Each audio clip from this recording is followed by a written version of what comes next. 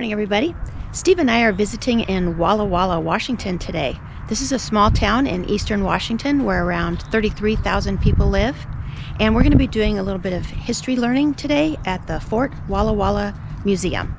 I have a flyer here that says that there are 5 exhibit halls, and we're going to go in and we're going to learn about the agricultural history with horse farming. This is also a stop on the Lewis and Clark Expedition Trail. There's also lots of Native American history from the area. So we're going to go inside. We're not sure how much filming we can do. The cost for each adult right now is $12 a person. It's Saturday morning and it's around 11 o'clock and it's not too busy, so we're looking forward to a tour.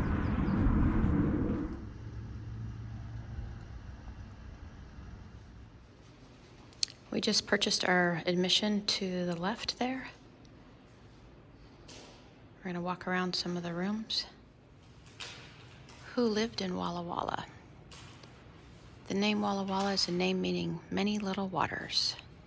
Just as many streams of water come together in this valley, many streams of cultures and people have mingled here. Indians, fur trappers, missionaries, soldiers, homesteaders, packers, miners, sheep herders, cowboys, and eventually businessmen, academics, and socialites.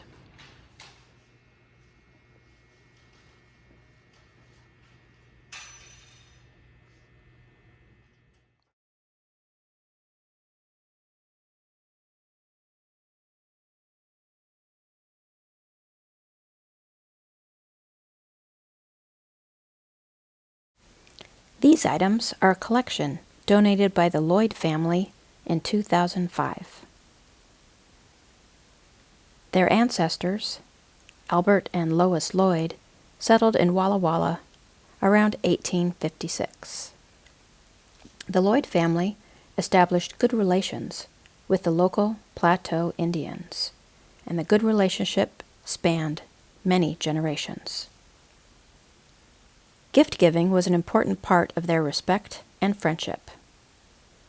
The local people gifted the Lloyds with cultural items, and the Lloyds in return gifted produce and meat. Here's a 1915 photo of Susie Bones, who was skilled at making and decorating leather goods with beads and embroidery. Here's a 1920 photo of Pasco Sam with Tony and Wes Lloyd. Here are some more items from the collection, which are preserved but not on display at this time. I took these photos from a book I bought at the gift shop: Soldiers, Pioneers, and Indian People.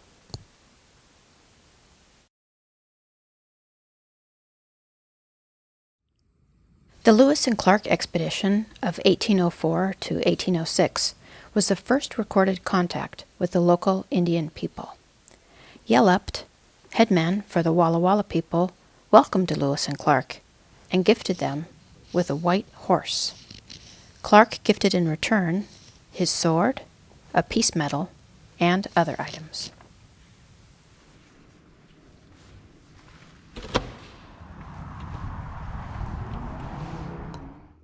This building exhibit is about the agricultural farming in the area and harvesting wheat in the horse era. Some equipment and some examples of the horses.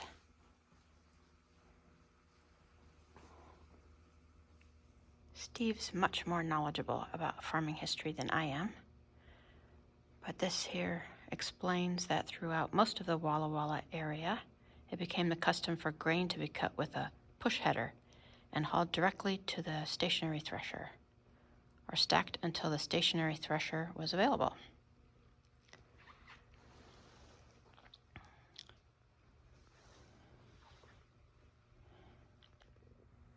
Looks like hard work. The horses, I'm sure, were well trained. Look at those wagons. Here's a life-size wagon.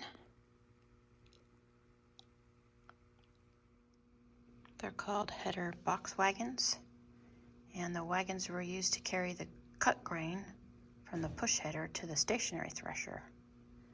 They were never less than 3 or 4 header boxes per bush header in a harvest operation.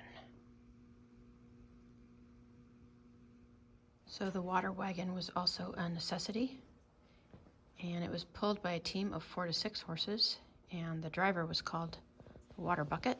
And this is an example. Brought water for the steam engine as well as for the horses, men, and cooks.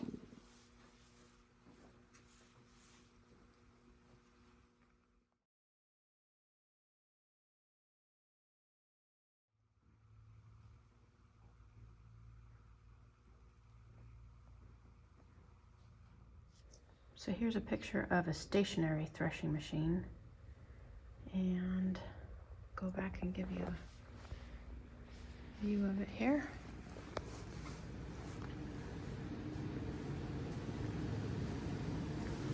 This says that before the introduction of combines, wheat, whether as bundles from a binder or loose grains from a push header, ended up by being threshed through a stationary threshing machine, commonly called a separator. The wheat passed through a rotating cylinder where the grain kernels were separated from the straw and chaff. The straw and chaff was blown out the end, and the separated grain came out the side of the machine through a divided spout and was collected in burlap sacks. The sack jig put the full sacks of wheat containing about 2 bushels and weighing 120 to 140 pounds. And they put them, let's see, the sack sewer then sewed the sacks and shut with his special needle in the sack twine and carried them to the storage pile for later hauling to the sack warehouse for storage. Those are the sacks. That's where the sacks would have been sewed shut.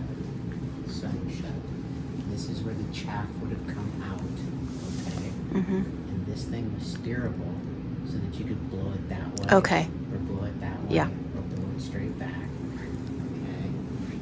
All of these are missing belts. A belt would have been. Yeah. Okay. All the way back to whatever that steam tractor is. Okay. That would have been running a pulley to make these work. And they would all be turning. Yeah. Oh, yeah.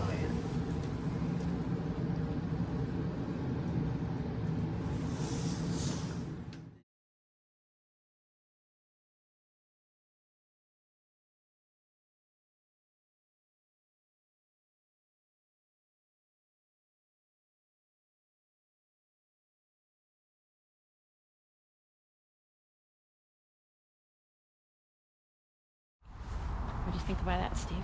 Well, I think that those old farmers were incredibly tough people.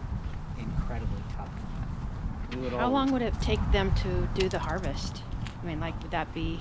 They wouldn't nearly have had as many acres as they do nowadays. Yeah. So, but it would have taken a couple of weeks Couple of bare weeks. minimum.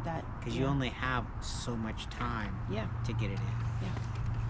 Okay, now we're going in the next exhibit hall, exhibit number 3. This says, this team of 33 mules was donated to the museum by Carl Penner so that future generations may see how grain was harvested in the early 1900s. Look at how it was one guy there though who was driving this full team. He's really only driving this front group. Okay. These 3. Oh, and they're leading the rest? They're leading the rest, yeah. So these 3 are the heroes? They would have been the ones that would have led everybody, yes.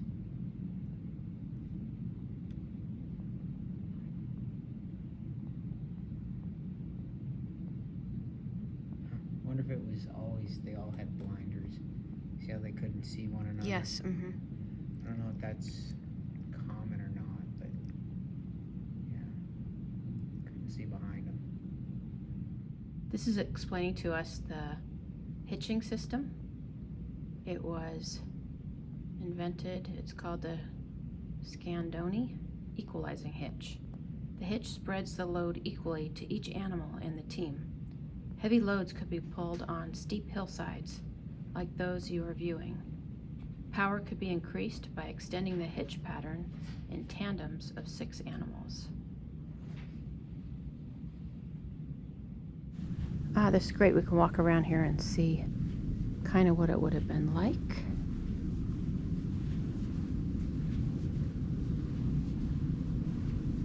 I don't even have experience with one horse or mule. Wow.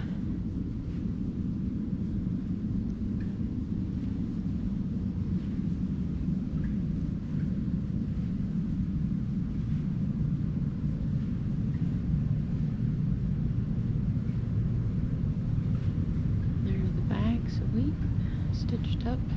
They became non-stationary because now you have a motor on the front of it that's doing all of the threshing in this machine, spitting out the chaff, the baggers up here, or the whatever you want to call them, the sacker.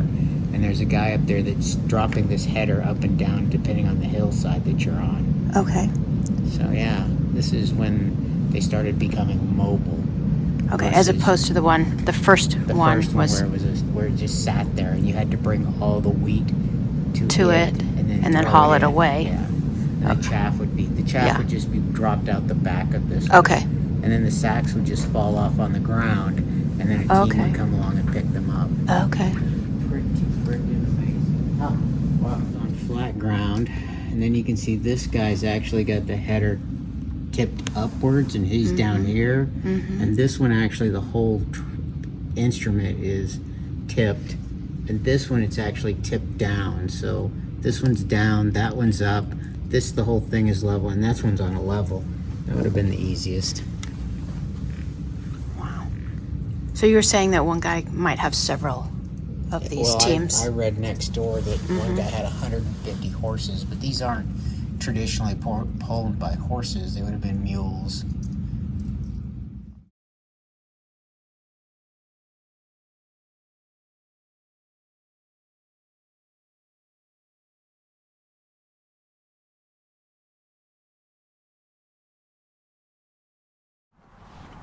We're now going to go in the exhibit hall 4 and see what they have.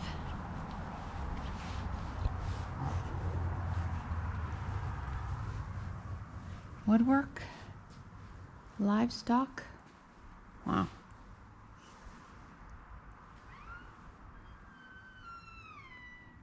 Barbed wire fencing.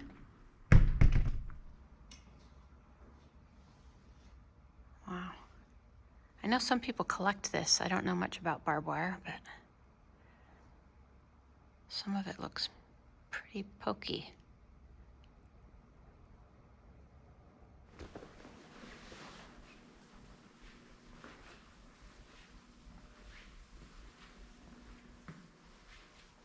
Here's a sheep wagon.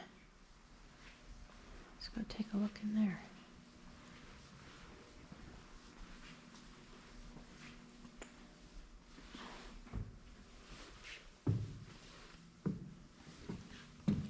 Music, bed, radio, cooking, stove.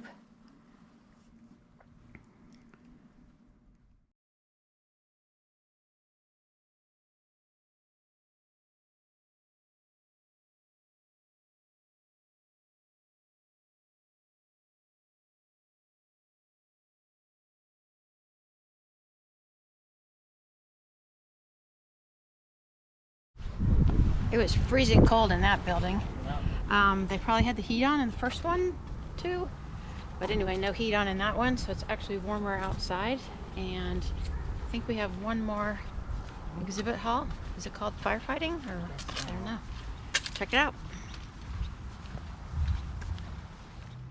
This last building has a door open and it's freezing cold again, so we're not going to stay in here long, but it has a old fire pump that was horse-drawn, an example of the territorial prison from 1886, and what a fire hose cart was like.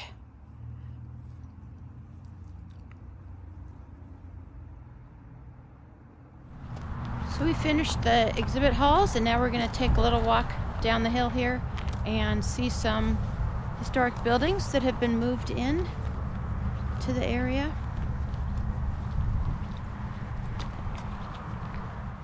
This house was built about 1877, and it was moved here from about 12 miles away.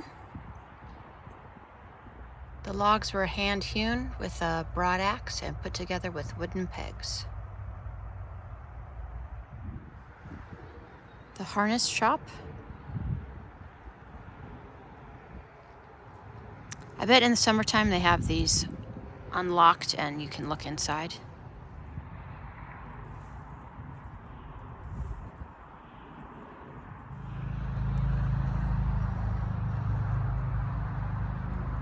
This was the Clark cabin, and they came to Walla Walla Valley in 1843, member of the party of Lieutenant John C. Fremont.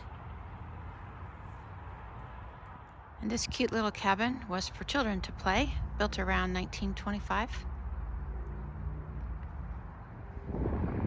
The school from 1867.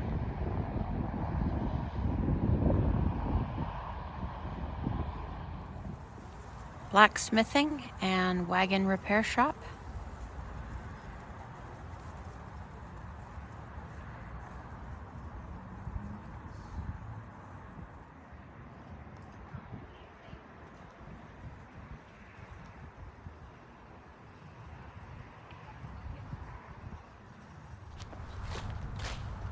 Log cabin style restrooms that are closed at the moment. We're going to check out one more building in the corner here.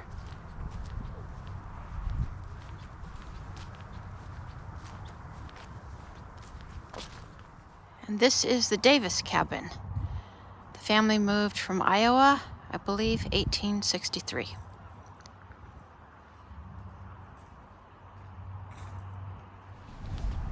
We've enjoyed our visit here to the Fort Walla Walla Museum. There's a lot to see, a lot of history, not only for just Walla Walla itself, but for the area and for Eastern Washington and agriculture.